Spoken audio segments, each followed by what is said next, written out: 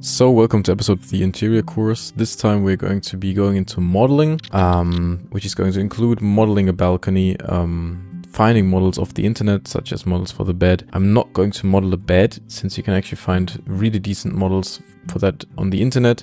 The very first statement I'm going to make is that it makes no sense to model something yourself which you can find on the internet.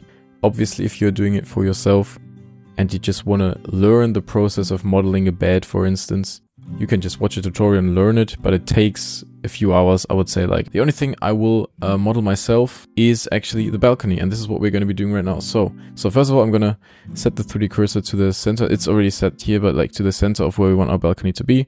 So we just have to add a plane and scale it up so that it's fitting nicely. Then I'm going to hit Ctrl R on the keyboard, in edit mode, obviously.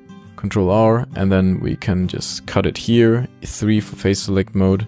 And we're gonna delete that face. That is good. Okay, so we want this balcony to be a little bit bigger, since we don't want to make like a balcony which is like too small, obviously. So I think that looks pretty good. So what we do is we press EZ and then 1 for 1 meter. This is 1 meter, and I think that's basically what we want. Maybe a little bit more than 1 meter, like maybe adding like 10 centimeters or something. Okay, so this is pretty cool. We are going to select those 3 faces now and hit P. Separate by selection, so this is now a separate object. Really good. We're just going to check out what the aspect ratio of this stuff is, just roughly, so that we don't screw this up, basically. So this is like a 3.2, and then this is a 4.2. Okay, 3.2 and 4.2. Well, 75% basically in terms of length. So what we can actually do is, hit Ctrl R, and we're going to add edge loops. And down here in the menu, we are going to be adding something that looks nice for this face. Keep in mind though that we want one at the center, so we need to add an odd number. I think 19 is actually a pretty good call for this. Yeah, 19 is probably good. So we're going to add 14. I think we did the math correctly, and I think it looks good. We are going to select the bottom sort of edge. The way we can actually do this is by clicking one on this side and then holding down Control and clicking the one on the other side. What that's going to allow us to do is find the shortest path between those 2 points over the geometry, which is obviously in this case just the bottom rim. And we're going to nudge that up a little bit. What we'll be doing with this is add a wireframe modifier, and boom, we've got a balcony. We need to refine that a little bit though, obviously. We can also add a bevel modifier. And then the segments is really what gives us what gives us the geometry. And then on this profile, this is actually pretty cool, we can change the shape of the thing, which I really like. And we can also make this custom, which is even cooler. Like you can create your own bevel curves. I'm really into that kind of stuff, but I think this looks fine. And here you can also add this boundary at the top. Just to close it down, so that looks even better. And so we are just going to take this again and extrude it up again, EZ1 as said, and then also a little bit further than that, so probably something like here. We want to add 1 loop cut at the center of this face, as said, to add this central thing. This is good. And then what we do is we just go again into the modifiers, add a wireframe. Well, at this point we should have definitely duplicated it. So we're just going to do that real quick, duplicate the thing, and we're going to call this ground plane or something. And then on the ground plane we're going to remove the modifier again and also remove those top faces. I haven't really thought ahead, have I? Now we don't actually need those faces, so they can go away. I mean, obviously they have to be thicker than the rest, so we're just going to increase the thickness here. We're also going to add the bevel modifier on this object as well, just to make it round. We're just going to increase the segments. Only problem now is that there's this, which we can also, again, by hitting boundary, just fix. Okay, so let's just apply the modifiers, but also apply them from the top to the bottom, or it's going to cause you trouble. Do the same thing here, and we got geometry which looks sort of alright, I would say. Now what we can also do is to make it actually clean, we can also add a boolean for this one. Boolean, have the object be the other object, and that just cuts all the vertices up here, so we can also apply that. And now we have this nice object with the vertices here being cut nicely, and we have, you can also see it here, there was geometry before, now there isn't. And we have this nice object, and now if we just join both of them together, Command J. So we are just going to, because the origin is where it's supposed to be, we can just hit S, and this just scales it up the way we want it to be scaled up. And now I'm just going to give this thing a little bit of thickness, go into edit mode, extruding that stuff up. Then we can add a boolean on this object, have it be different, select the ground plane, and boom, we got this. Okay, we also need to move this down a little bit further. I just realized that. Now it should be clean, and it is clean. We are going to apply the modifier, and we have modeled a little balcony for ourselves. This is pretty cool. We can really quickly just set up a material that makes it look a little more like a balcony. So I'm just going to add a new material, make this gray-ish sort of. We can plug a noise texture with a color ramp. And as said, this is stuff that we're going to be covering in the next video, but I'm just really quickly going to demonstrate like one little technique, one little teaser for the next video. We're going to plug that into the roughness. If we get the scale of this up, and if we get the color ramp to work correctly, we can also play with the settings here. Roughness is going to make it just a little bit more detailed, which is exactly what we want. And then detail is going to make it more detailed, just more refined sort of. Honestly, this is again stuff we are going to be caring about in the next video. We might just add like a little brick texture here.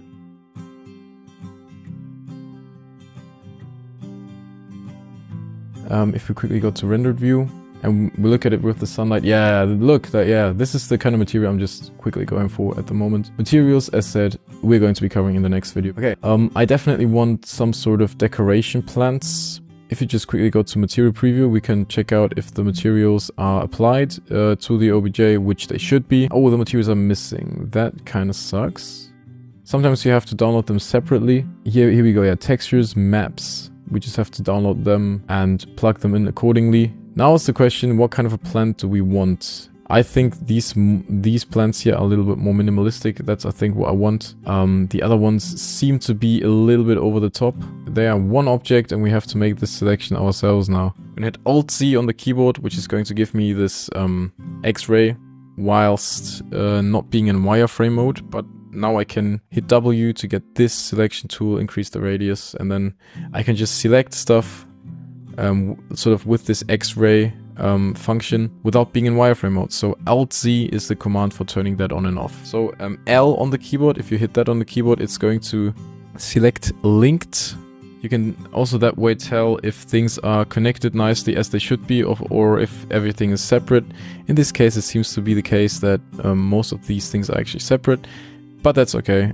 So we're gonna hit X and delete the faces. Boom, there we go. We missed a few, but that's okay. Just gonna delete them as well. With these plant models, as said, there's these maps, basically these materials. You can check out these materials here. A button in Blender that fixes all the missing materials and textures is under File, External Data, and then Find Missing Files. Here you can just now drag in your folder where you downloaded your stuff to. Maps, boom, Find Missing Files. And here we go. We got the plants with the textures and everything. And now it's about placing them. Yeah, this sort of table, for instance, could work, or this table could work. I think we're actually getting in this table, because why not? So, File, Import OBJ. This is also one thing that I'm really quickly gonna say. It always makes sense to just take these things inside of the project and just try them out. You will get better at predicting what works, but generally speaking, you don't really know in advance what is going to work. I'm just gonna place the 3D cursor somewhere at the top here, maybe here. Boom. Gonna take the plant, Shift S8, and it's on the thing. Easy.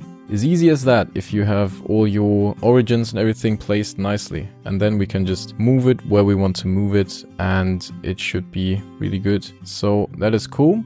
This is all really nice and good. We've got a balcony. We're just going to add a bunch of chairs now to the balcony where it's relevant. Here we go. We could just add this set of things. We have to keep everything at a human scale and just check out if he could sit here and chat with friends.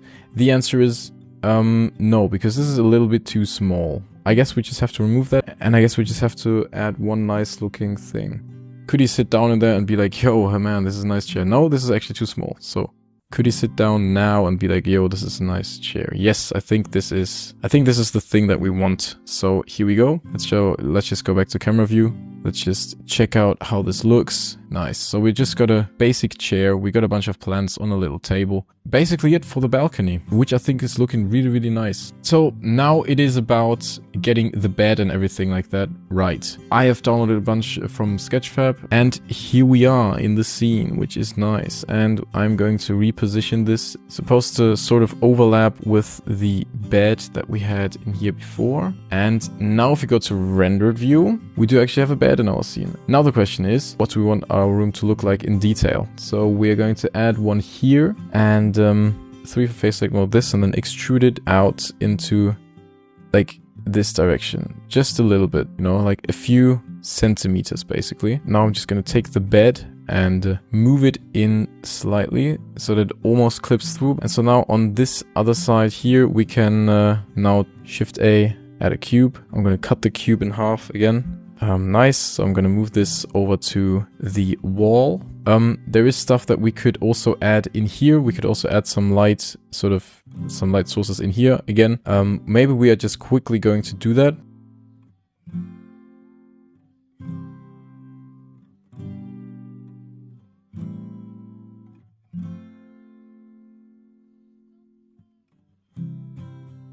This, I guess, seems okay. And now what we have is this little extra thing. If we go to material and we make a new one, call this emission or something, like LED strip, whatever. LEDs, hit assign. That's very important to hit assign. And we give this a little bit of emission, yellowish light, and get the emission strength up. And now go to object mode again. And to the camera view, you can see that there's some nice light coming in. Cool. So we got this nice looking thing at the back here with this wall, which I'm actually really happy with. That's all really cool. If you do look at those rooms though, there's always this. And this is something that we do not have, but there's always this thing. So we're just going to add that really quickly to our room. And I guess it's fairly self-explanatory how to do this. I mean, we don't need it on this wall because there's the curtains here. But then on the back here, we are going to be adding this, and also on the right side. I'm just going to start by adding it on the right side. So adding a loop cut at a height. So Control R to add this edge loop. Gonna move it to the same height, even though that might actually be too big, like too high, I think. But that's okay because we can still go to face select mode, just take those faces and move them down manually afterwards. What I'm going to be doing now is select the faces that are facing this way and just extrude them inwards a little bit. You can also see that that is something that makes it unrealistic, that we have that thing and that the bed is still placed so far at the back. So we have to nudge the bed outwards a little bit, something like that. That's good. I'm going to go to edit mode and we're going to extrude this outwards a little bit as well. Probably like this. Okay, if we look at the reference image, we can have this little sort of door where we just get the front face basically, and where first of all, if we do this stuff, we can also actually just throw in a bevel modifier at this stage, and so we can get the amount down and the segments up to 4. And this, just throwing this very particular bevel modifier on basically anything will increase its realism right away, because it's not a perfect cube. It's not actually, it actually has like not mathematically as hard as it gets edges, so, but you know, actually edges that could exist this way in the real world. Yeah, I'm just going to hit Y again to separate this, and then I can add this separate loop cut over here. Now we can just hit the rip region thing, which just basically enables you to make this sort of a door. That's basically what it does. And this has now been ripped, but we can freely move it wherever we want to move it. So maybe like just slightly outwards, just like this basically. And this just gives us these two little doors. And if we now also add a solidify modifier to that, first solidify modifier, then bevel modifier, that's how it actually makes sense. This I think is okay. Yeah, I like the look of it. I'm not even gonna lie. I think this looks really good. We can maybe try adding an edge loop on this face, like on the top face, like this, and then just have this other loop cut, and then maybe just add another one, just adding this sort of extra level of a little bit of realism. And then if we take all of the rest, now we could also just nudge this in a little bit since it's also sticking through the wall. Okay, and good. Okay, this adds a little something again. I'm adding a bevel modifier, adding a solidify modifier to something. Usually, you know, solidify and bevel, like this setup usually does the trick. Here again, we could add a little LED situation underneath. We can also just place that immediately where it's supposed to be. Again, select in the bottom face, Shift S2. And now if you hit Shift A for an area lamp, we do get it here, and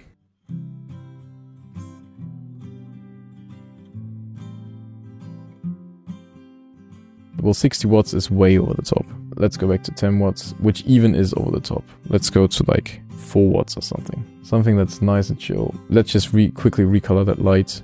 This is more like it. Now the question is, do we want some sort of a mirror here? And I think that's the last thing we will actually add before I close off this tutorial. We're going to be adding a mirror or something here. So there is a bunch of options that we have in order to do that. I think we're going to kind of like this, but it's going to be, it might even be like a round mirror, honestly. Like a mirror, and behind the mirror, like a round mirror, and then behind the mirror we have these lights. I think that is a really, really cool idea, and that's definitely something that I want to add for the bedroom. So we are going to, again, place the 3D cursor here, and we're going to add a, you guessed it, cylinder. And so S, Z, and like 0.01 to have it be like really flat, sort of. And we move it to the outside so that it just doesn't clip through. Cool. So extrude it, don't move it, and now just scale it up. Well, we have to move it a little bit like this. And then I'm gonna extrude it again like that. Shift spacebar I for the insect tool. Insect that face. And that face I am going to extrude inwards a little bit. So we have this sort of a rim type of situation going on. Cool. We're going to add 3 materials for this thing. One is going to be the main mirror, which is just going to be a glass BSDF. So add a material, call it glass, hit assign. Being in edit mode and hitting Command I inverts your selection. Here I'm going to assign the material sort of like, I don't know, like rim or something. We want the LED to be here, sort of. So I'm going to hold down Control and click, which allows me to make the selection way quicker. It also makes sense to keep those colors the same. One thing you can actually also do is just take the same material here. For mirror material, important to get the roughness down and the index of refraction to 0 as well. We could maybe add some books or stuff like that on the thing. Just some decoration, nice and modern. Gonna download the FBX real quick.